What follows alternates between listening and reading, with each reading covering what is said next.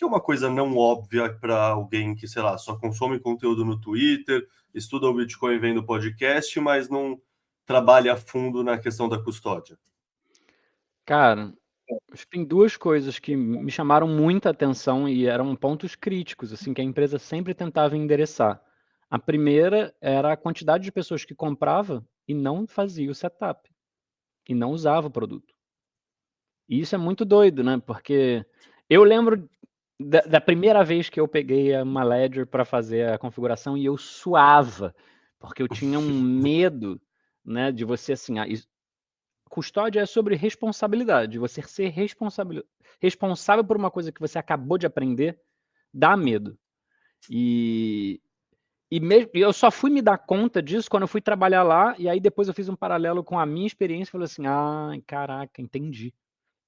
Que louco. E a segunda que parece óbvia, mas não é, é que o maior medo, principalmente no caso da Ledger, né, que nunca sofreu nenhum ataque físico, né, da carteira, são os usuários perderem as chaves.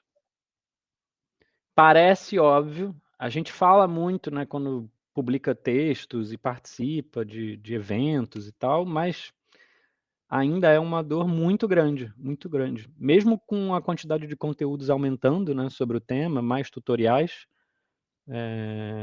tem cada vez mais gente nova entrando. Então é uma dor que ainda não passou.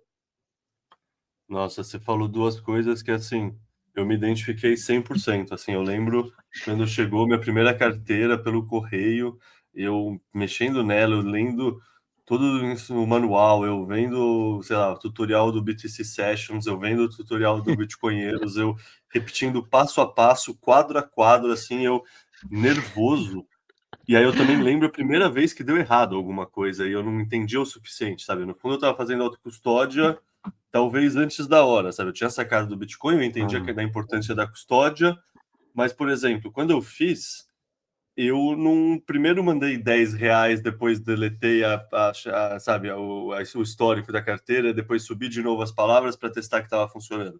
Eu não fiz nada disso, sabe? Eu não tinha esse grau de conhecimento técnico. Eu simplesmente mandei um dinheiro para lá e guardei as palavras e fiquei, sei lá, uns 4, 6 meses sem nem mexer em nada. E aí um belo dia eu pensei, puta, deixa eu mexer de novo, deixa eu ver isso daqui. E aí eu peguei um cabo que na minha cabeça, pô, é um cabo USB normal, vai funcionar normal, tá tudo certo. Só que a Ledger, para quem não sabe, você precisa do cabo específico dela, senão ela não conecta. É um cabo que além de carregar energia, ele troca dados. Então não pode ser Isso me qualquer fez. cabo comprado na esquina, assim. Então, isso me fez suar frio. E aí depois, uma outra coisa que aconteceu num outro momento também foi eu errar o PIN da Ledger 3 vezes seguida, porque eu não estava lembrando que PIN eu coloquei. Ah, E aí trava a Ledger e você precisa subir de novo as 12 palavras. E como eu hum. disse, eu nunca tinha feito isso antes e resgatar uma carteira que já estava sendo usada. Então, assim, eu sabia na teoria que era possível, mas muito pouco, sabe? No fundo, eu, sei lá, aquela pessoa que tem o Bitcoin há muito tempo na corretora, saca o Bitcoin e, assim, no fundo, você está vendo o Bitcoin nesse começo como um ativo, como investimento, você não jogou primeiro R$ 100, fez umas transações on-chain, testou, sabe? No fundo, eu imagino isso, sabe? Sei lá, eu sou um cara de 36 anos, né? Nessa época eu já ter, sei lá, 33, 32. Não é que eu sou uma pessoa nova e rata da internet, mas eu não sou um cara de 50 anos que cresceu sem internet, um cara de 60 É. anos. Não, a gente Então eu viu muita imagino. coisa. É. Não, esse medo inicial da carteira, eu, sei lá, é uma UX que, assim, sei lá, não, tipo, é bom que dizer que a gente vai conversar que ainda que vai existir muitas outras soluções diferentes e híbridas, porque assim, eu não sei se a maioria do ser humano banca essa responsabilidade, sendo bem sincero.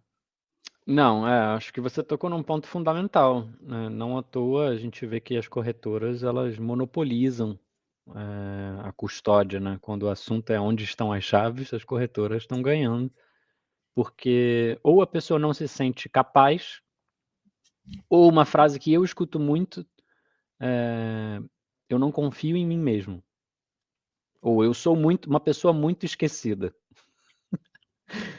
Tem estratégias para essas pessoas.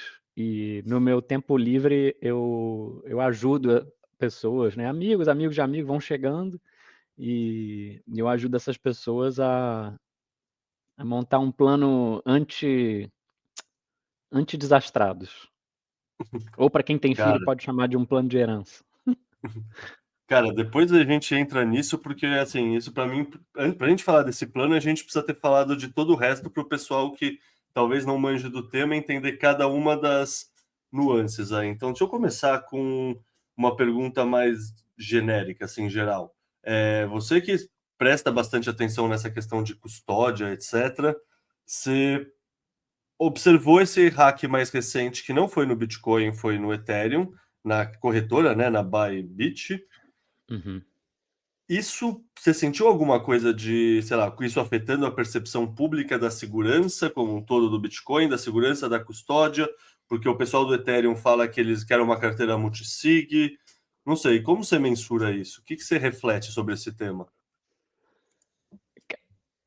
Do alto do meu da minha bolha bitcoinheira, esse hack só mostra que isso jamais aconteceria no Bitcoin. Porque, simplificando, né, como esse golpe aconteceu, você assinar uma transação na Ethereum que lê um arquivo que poderia ser modificado pelo atacante, coisa que foi feita, não é possível no Bitcoin. No Bitcoin você precisa assinar o que está ali, ó. Não tem como mudar. Não tem uma. Eu gosto de chamar isso de maquiagem. Não tem como você fazer uma maquiagem na transação. Então, de novo, na minha bolha, ninguém sofreu. Eu imagino, né, pela minha experiência passada, que isso faz vender muito mais hardware wallet. Esses grandes hacks são grandes eventos de venda. Que aí a pessoa fala, entendi. E não é que Uhum, aconteceu? Porque quando a gente menciona, ou no caso, né, do Dove, os bitcoinheiros que foram meus professores aí, junto com você, já te falei isso. uhum, Quando a gente escuta os casos como Mt. Gox, ou mais recente, como a BlockFi, parece uma coisa meio longe, né, para quem está chegando agora. Mas esses hacks acontecem com uma certa frequência. A grande verdade é essa. Se a gente está passando mais tempo online, é natural, infelizmente, que mais golpes online aconteçam. Tem um incentivo. Se tem mais pessoas com dinheiro online, os atacantes vão migrar para lá. E aí, eventos como Banco Neon ou XP, né, anunciando que recentemente uma parte da base de usuários, enfim, os dados desses usuários foram vazados, isso vai alimentar golpes para muitos anos, infelizmente. Então, custódia vira um tema quente quando essas coisas acontecem. Eu acho que a gente tem que aproveitar, né, para a gente que participa do outro lado, tentando educar, usar esses eventos como um ponto de, olha, você não precisa estar nesse grupo aqui para aprender sobre esse tema. Dá para a gente prevenir agora. Então, é isso. Só dando um duplo clique numa coisa que você falou, para deixar muito claro para quem está escutando, por exemplo, eu, Caio, vou fazer uma transação, qualquer transação que eu faça, eu confiro númerozinho por númerozinho do endereço, númerozinho, letrazinha, sei lá, são 30, sei lá, tem aquelas coisas B, sei lá o que, eu confiro um por um. Eu sei que tem gente que fala para conferir os 4 primeiros e os 4 últimos, mas, pô, parece Os tudo numa atacantes linha só. sabem dessa estratégia. Exato. E, tipo, qual é o trabalho que me dá conferir tudo uma vez só? Assim, é muito pouco. É uma simetria, sabe? É muito pouco a perder esses 10 segundos para muito a ganhar de ter a tranquilidade dessa segurança e não ser atacado.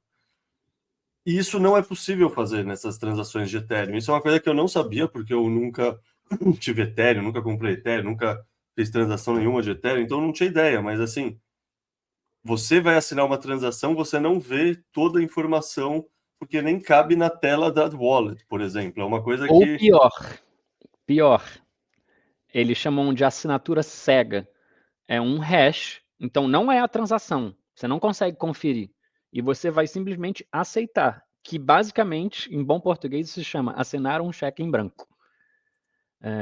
Eu sei que a indústria, né, várias empresas estão discutindo esse tema para tentar criar uma espécie de padrão para evitar isso, mas é um tema super complexo, principalmente quando a gente vai para outras blockchains, e cada uma tem uma infraestrutura diferente. Então esse padrão ainda deve demorar, mas, de novo, no Bitcoin isso não é um problema, porque não acontece.